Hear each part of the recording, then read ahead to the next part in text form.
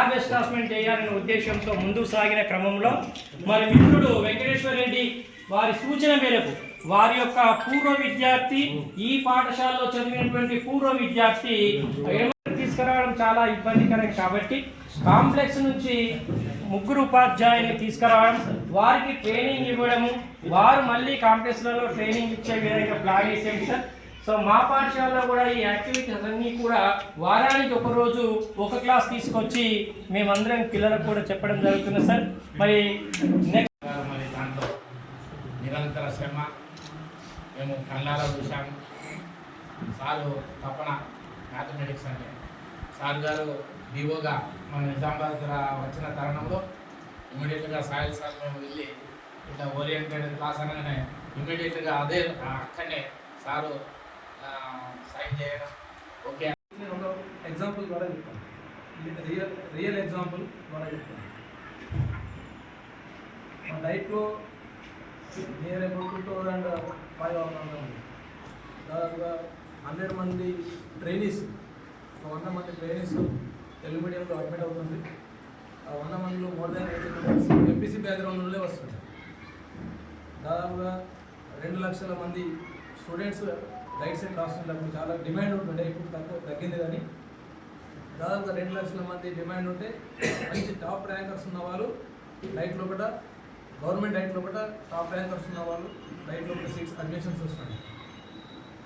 అటువంటి mathematics background ఉన్నటువంటి teachers, training teachers రైట్లో ఉంటున్నారు. నేను ఒక సింపుల్ క్వశ్చన్, ఒక ఫార్మేట్, మన ఫార్మేటివ్ టెస్ట్ ఎట్లా ఉంటాయో మాకు కూడా టెస్ట్ ఉంటాయి. 3 అసెస్మెంట్ టెస్ట్ ఉంటాయి. ఒక అసెస్మెంట్ టెస్ట్ లోపల చిన్న క్వశ్చన్ ఇచ్చినాను. క్వశ్చన్ ఏమి ఇచ్చినానంటే, ఒక దర్జీ దగ్గర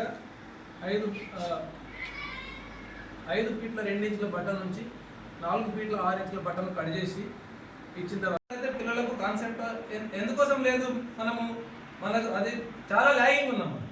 ఇది జనరల్గా ఏ సర్వేలు చెప్పినా కానీ ఇప్పుడు ఇండియా లోపల టఫెస్ట్ ఎగ్జామ్స్ ఉన్నాయి. ఐఐటి అనేటటువంటిది వరల్డ్లో హైయెస్ట్ టఫెస్ట్ ఎగ్జామ్, చాలా టఫెస్ట్ ఎగ్జామ్. అటువంటి టఫెస్ట్ ఎగ్జామ్స్ క్రాక్ చేస్తున్నారు మనం,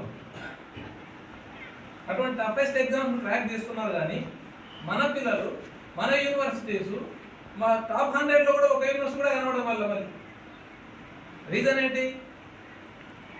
టాప్ 100లో ఒక యూనివర్సిటీ కూడా కనబడదు. రీజన్ హ్యాండ్స్ ఎక్స్పెరిమెంట్స్ ఉండవు, రీసెర్చ్ యాక్టివిటీ అనేటటువంటిది డెవలప్ కాదు.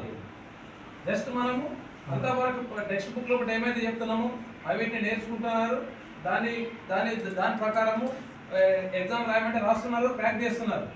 అంతేగాని దాని పరిశోధన సంబంధించినటువంటి, పరిశీలనకు సంబంధించినటువంటి, పరిశోధనకు సంబంధించినటువంటి యాప్టిట్యూడ్ అనేటువంటిది ల్యాగింగ్లో ఉంది. అది ఎక్కడి నుంచి స్టార్ట్ కావాలంటే